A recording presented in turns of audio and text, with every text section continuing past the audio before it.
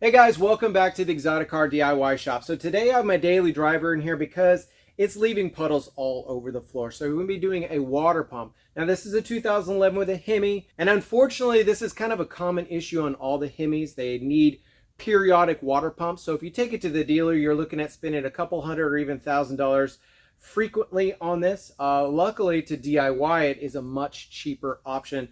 All in all, I'm into this about $160. Now that is a brand new OEM pump with just a little bit of extra coolant, and it's not that hard of a DIY job. So you can do it on the floor, jack stands or ramps. I'm going to be using a lift. All right, so let's go ahead and dive right in and I'll show you how it's done. So to get started, really all you need to do up top is undo this clamp, and the connector here, and remove this out of the way. And then next we're going to remove this clamp so we can get the fan shroud out. Now to take the fan out, we're going to need to unplug it. It's just a simple clip back here that you got to push. Everything else is going to take place underneath. So, all right, we've already started out.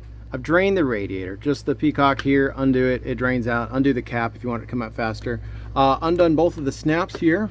All right, so now we're right here. We're simply going to kind of pull back on this with a pick, and you can kind of just walk it off. So yeah, just gently pry this out. Up here on top, I've undone the clip that was right here. You can just kind of pry it out and remove it.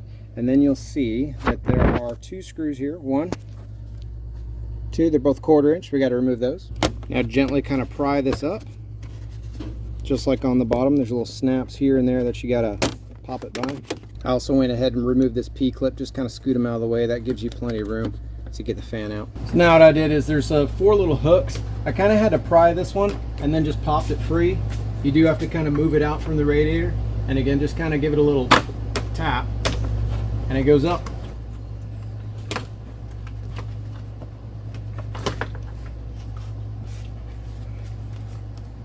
I could probably force it by this clamp or by this tube, but I'm just gonna undo it.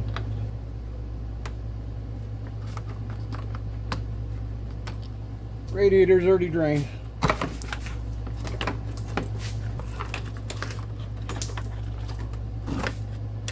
So now that leaves us with all kinds of room to work here from the front. Go ahead and remove the accessory belt.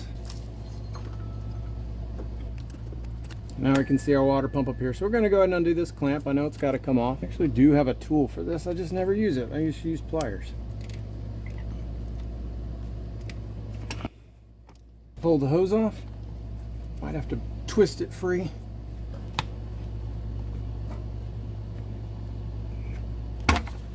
So here is the new water pump. As you can see, this is where we just pulled that hose off of.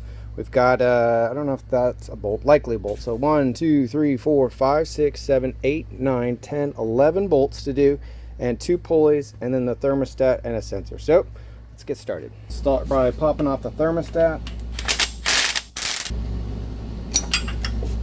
Set this out of the way.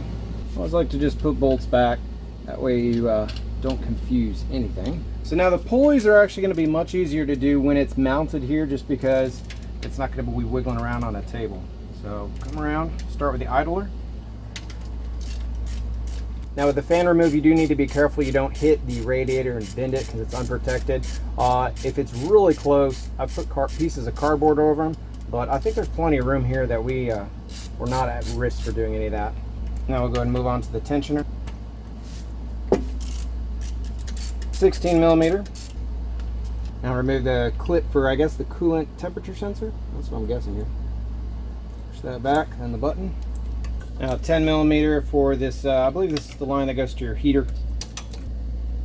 Now we should be able to just carefully lift this out. I'll go ahead and use a wide pry tool. There we go. Now another 16 millimeter, remove this bracket.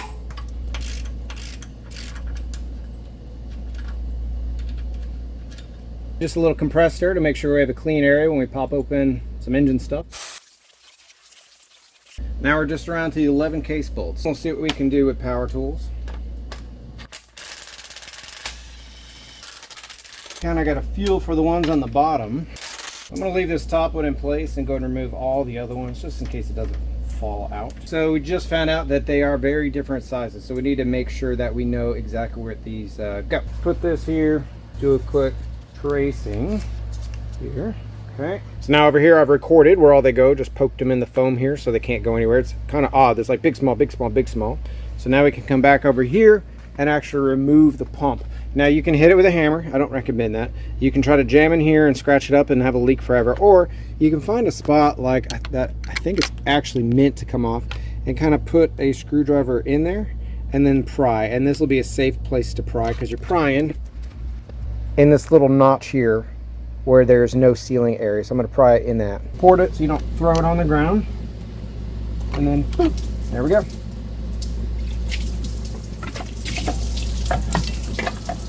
Off she goes. All right, so now we just kind of need to clean up the area. So I'm going to stuff in some paper towels, not too far, but just in these areas so nothing goes in there. And we're just going to take kind of a Brillo pad and just kind of clean up the area. Again, I'm not going to use anything sharp because I don't want to scratch this up at all. I want a good seal. Here I got a plastic razor blade, so that's safe for everything. Pull out our plugs.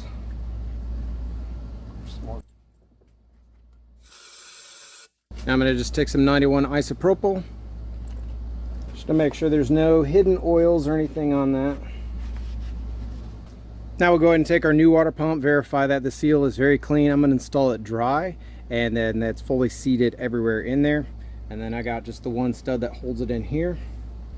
Carefully set it in there.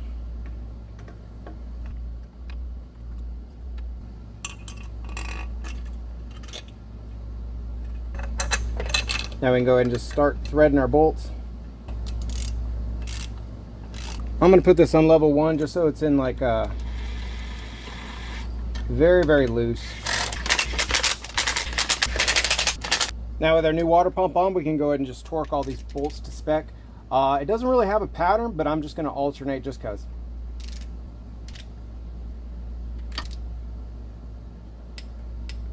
Check out the description for the torque specs and any part numbers.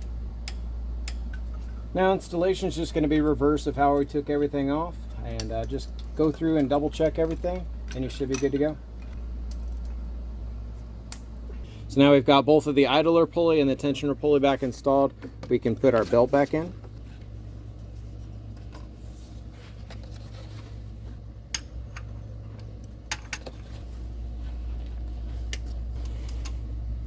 Done a lot of serpentine belts. That's kind of one of the more tricky ones, but there you go.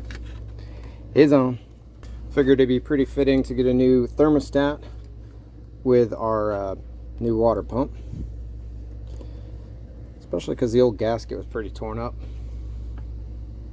So now just install the hardware.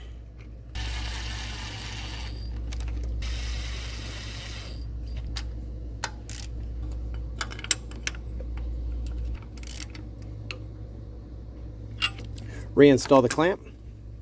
Lastly, re-plug back in the fan.